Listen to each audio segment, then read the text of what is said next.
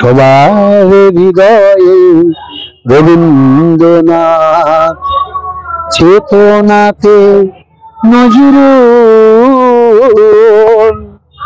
যতই আসুক বিঘ্ন বিপদ, হাওয়া হোক প্রতিকূল, এক হাতে বাজে অগ্নি বীণা, কণ্ঠে গীতাঞ্জলি। হাজার সূর্য চোখের তারায় আমরা যে পথ চলি, সবার হৃদয়ে রবীন্দ্রনাথ, চেতনাতে নজরুল। এখানে এই উদ্যোগটা নেওয়া রাজবাড়ী কর্তৃপক্ষ যারা সদস্যরা আছেন, স্থানীয় কাউন্সিলর সুব্রত ব্যানার্জি আছে, সবার হৃদয়ে রবীন্দ্রনাথ, চেতনাতে নজরুল। যতই আসুক বিঘ্ন বিপদ, হাওয়া হোক প্রতিকূল, এক হাতে বাজে অগ্নিবীণা, কণ্ঠে গীতাঞ্জলি। হাজার সূর্য চোখের তারায় আমরা যে পথ চলি। নমস্কার, নিউজ প্রাইম আপনাদের স্বাগত। আমি সঞ্জয় রয়েছি আপনাদের সাথে। এই মুহূর্তে আমরা রয়েছি এক ঐতিহাসিক স্থানে, যেখানে পরম ঠাকুর শ্রী শ্রী রামকৃষ্ণ থেকে যুগাবতার স্বামী বিবেকানন্দ প্রত্যেকের পদধূলি পড়েছে।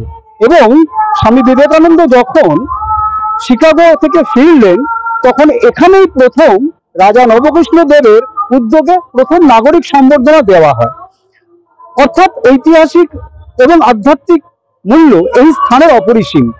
এই মুহূর্তে আমার সঙ্গে যিনি রয়েছেন, তিনি নন আদার দেন কাশীপুর বেলগাছিয়ার বিধায়ক এবং কলকাতা শহরের ডেপুটি মেয়র শ্রী অতীন ঘোষ। কথা বলে নেবো তার সাথে। অতীন, প্রথমত নিউজ প্রাইমে তোমার স্বাগত। ধন্যবাদ।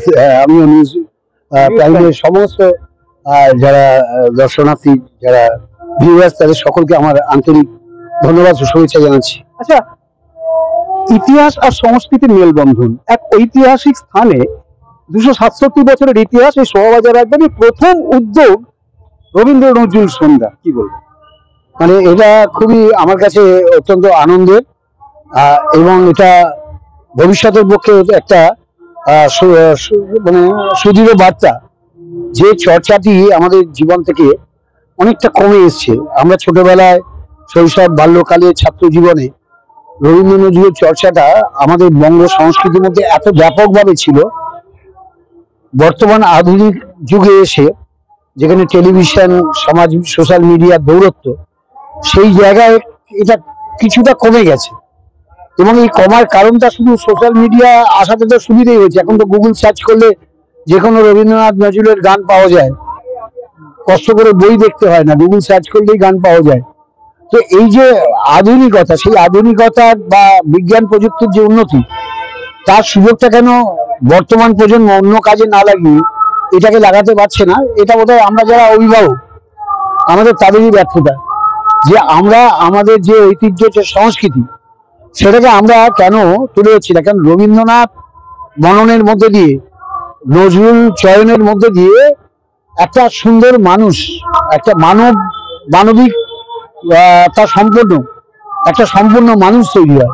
যদি প্রকৃতভাবে রবীন্দ্র নজরুল চর্চা করা যায়, তাহলে সেই বালিকা বা বালক, বা সেই কিশোর বা কিশোর, বা সেই যুবক, সে একটা সুন্দর মানুষ হিসেবে তৈরি করে। সাংস্কৃতিক চেতনা তো মানুষকে বিবেক বোধে জাগ্রত করে, বিবেক থেকে সমাজ চেতনা জাগ্রত হয়।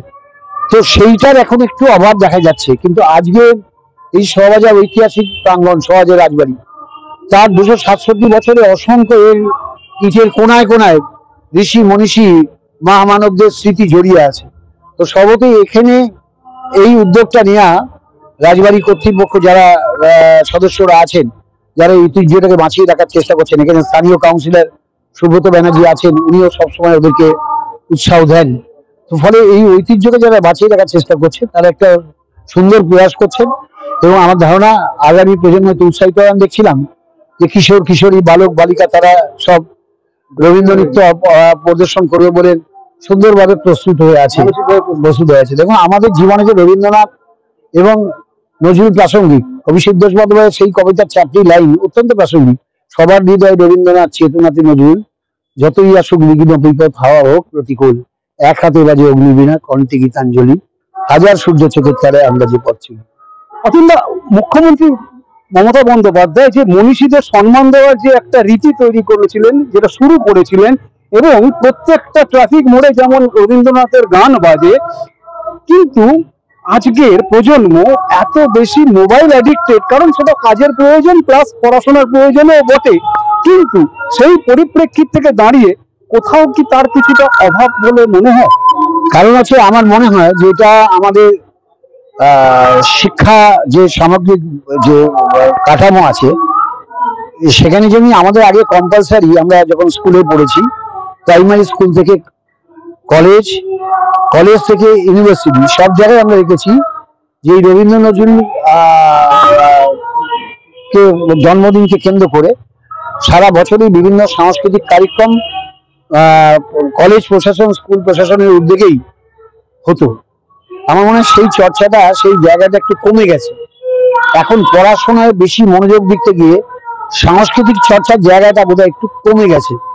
এবং এই যে সাংস্কৃতিক চর্চাটা, এটা মানে বাধ্যতামূলক করা দরকার। ধরুন আমার মনে হয় যে স্কুলে বা কলেজে, ইউনিভার্সিটি অ্যাডিশনাল সাবজেক্ট গুলো আছে, সেই অ্যাডিশনাল সাবজেক্ট গুলোতে এটা কম্পালসারি করা উচিত। এই আবহাওয়ায় সোয়াবাজার রাজবাড়ির এই যে উদ্যোগ একটা ঐতিহাসিক পদক্ষেপ বলে মনে হয়। নিশ্চয়ই এটা তো ঐতিহাসিক জায়গা এবং পদক্ষেপটাও যুগ উপযোগী, এবং সেটা আগামী দিনে হয়তো ঐতিহাসিক বলে চিহ্নিত হবে। অতীন্দ্র, আপনি তো কলকাতার ডেপুটি মেয়র, কোভিড আবার বাড়ছে, বিভিন্ন জায়গায় দেখা যাচ্ছে আর কি, হয়তো কলকাতায় এখনো তার কোনো প্রভাব নেই, পশ্চিমবঙ্গেও নেই, কিন্তু বাড়ছে। এটার কি মেজার নিচ্ছে আগে থেকে আগাম কলকাতা পুরসভা? এবং মেয়র সাহেব যেটা ডিক্লেয়ার করেছেন যে 31 জুনের মধ্যে সমস্ত রাস্তাকে মসৃণ করার প্রচেষ্টা সর্বতভাবে করবে কলকাতা পুরসভা, কি বলবে? দুটো বিষয়, রাস্তা তৈরি করা একটা বিষয় আর কোভিড একটা বিষয়। কোভিড দক্ষিণ পূর্ব এশিয়ার কিছু দেশে হচ্ছে, যেমনি ইন্দোনেশিয়া, থাইল্যান্ড, এসব জায়গায় কিছু কোভিড দেখা দিয়েছে, এবং আমাদের দক্ষিণ ভারতেও কিছু কিছু জায়গায় কোভিড দেখা দিচ্ছে। হ্যাঁ, মহারাষ্ট্র, দক্ষিণ ভারতে, পশ্চিম ভারতে দেখা দিচ্ছে। তো আমরা কলকাতা পুরসভা, রাজ্য স্বাস্থ্য দপ্তরের নেতৃত্বে প্রস্তুত আছি। আমাদের প্রত্যেকটি ওয়ার্ড, 144টা ওয়ার্ডে আমাদের 179টা স্বাস্থ্য কেন্দ্র আছে, যেখানে কোভিড টেস্টের পরিকাঠামো আছে। সর্দি, কাশি, জ্বর নিয়ে যেসব পেশেন্ট আসছেন, তার সাথে যদি পেট খারাপ যুক্ত হয়, অ্যাকিউট থাকে, তাহলে আমরা বলে দিয়েছি যে কম্পালসারি কোভিড টেস্ট করতে। তো ন্যাচারালি আমাদের নিজেদেরই করবে। আমার সেই পরিকাঠামো আছে, কোভিড টেস্টের পরিকাঠামো প্রত্যেকটা স্বাস্থ্য কেন্দ্র, হ্যাঁ স্বাস্থ্য কেন্দ্রেই আছে, এবং সেটা চালু আছে। অর্থাৎ যদি মনে হয় ডাক্তারের সন্দেহ হয় যে এটা কোভিড সিমটম আছে, সঙ্গে সঙ্গে পরীক্ষা করা হবে। শেষ দর্শকদের উদ্দেশ্যে, রবীন্দ্রনাথের গান বাজছে, রবীন্দ্র নজরুল সন্ধ্যা, ঐতিহাসিক পদক্ষেপ সোয়াবাজার রাজবাড়ির, আপনার মিষ্টি গলায় যদি দুটো লাইন হয়ে যায় দর্শকদের উদ্দেশ্যে। তাহলে আমি মানে রবীন্দ্রনাথের গান গাইছি না, কিন্তু রবীন্দ্রনাথ আর নজরুলকে উদ্দেশ্য করে কবি শিবদাস বন্দ্যোপাধ্যায়ের লেখা একটা ভূপেন হাজারিকা যে গানটি গিয়েছিলেন, সেই লাইনের 4টি পংক্তি গাইছি। সবার হৃদয়ে রবীন্দ্রনাথ, চেতনাতে নজরুল, যতই আসুক বিঘ্ন বিপদ, হাওয়া হোক প্রতিকূল, এক হাতে বাজে অগ্নি বীণা, কণ্ঠে গীতাঞ্জলি, হাজার সূর্য চোখের তারায় আমরা যে পথ চলি, সবার হৃদয়ে রবীন্দ্রনাথ, চেতনাতে নজরুল।